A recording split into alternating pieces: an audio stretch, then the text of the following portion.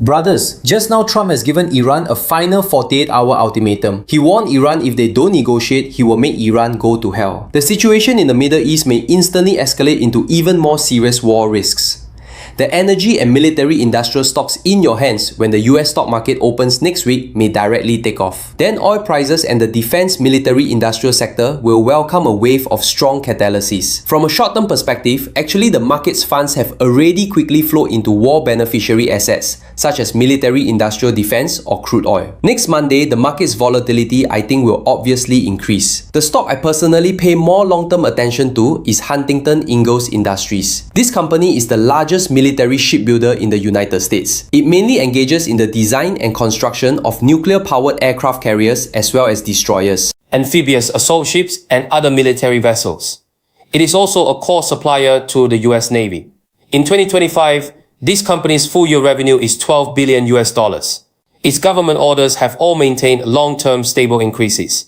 Trump's ultimatum: if it leads to escalation of the conflict, this company's stock price will directly benefit.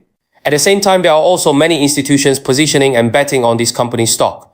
For example, BlackRock and JP Morgan Chase Group are all continuously heavily betting. You can see this company's stock trend in the past half year has all shown a one-sided upward trend.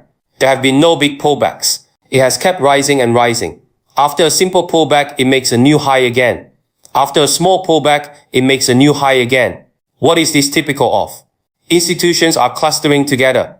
That is, during pullbacks, institutions will frantically buy in, causing its price to show a one-sided upward trend.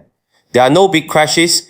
At the same time, our AI quantitative model has also monitored that around $440 there are some short-term put options. Let me also explain why institutions would buy put options around $440 to short this company. Because institutions are also afraid that Iran and the US government might suddenly make peace. If such a black swan event pauses, this company's stock may see a big drop. Then for institutions, a large drawdown is something they cannot tolerate.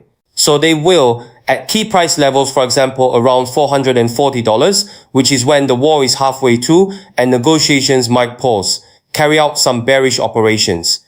But there are also a large number of call options acting as support, corresponding to the price around $370.